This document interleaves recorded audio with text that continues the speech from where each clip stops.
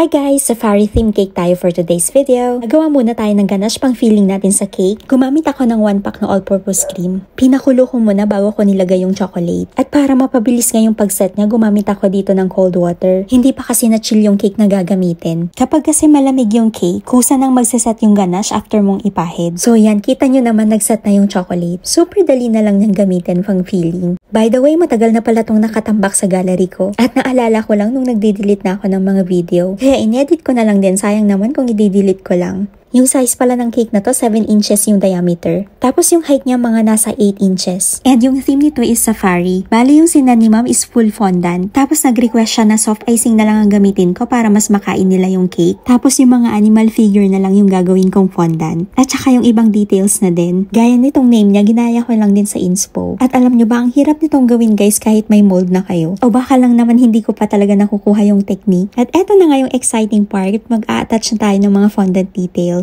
So etong mga animals na to, ginawa ko na siya ahead of time. Para nga medyo tumigas na sila at hindi masira sa biyahe. At para nga dire-diretso na tayo sa paggawa, attach na lang ng details. Kasi sobrang nakaka-stress talaga pag sinabay-sabay ko yung gawin ng isang araw. At eto na nga guys yung final look ng cake natin. At diba, medyo nakuha naman natin yung inspo. At hinatid ko din pala to sa venue nila. At yun lang guys, thank you so much for watching.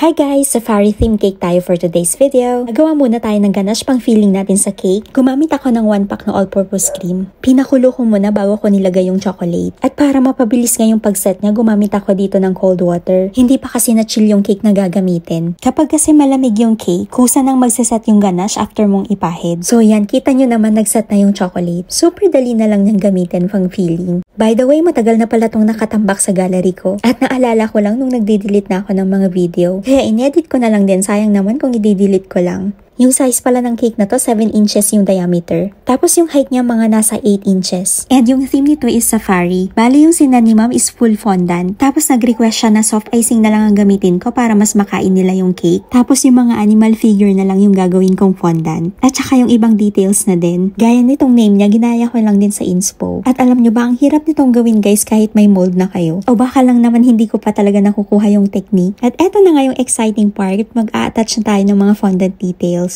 So etong mga animals na to, ginawa ko na siya ahead of time. Para nga medyo tumigas na sila at hindi masira sa biyahe. At para nga dire-diretso na tayo sa paggawa, attach na lang ng details. Kasi sobrang nakaka-stress talaga pag sinabay-sabay ko yung gawin ng isang araw. At eto na nga guys yung final look ng cake natin. At diba, medyo nakuha naman natin yung inspo. At hinatid ko din pala to sa venue nila. At yun lang guys, thank you so much for watching.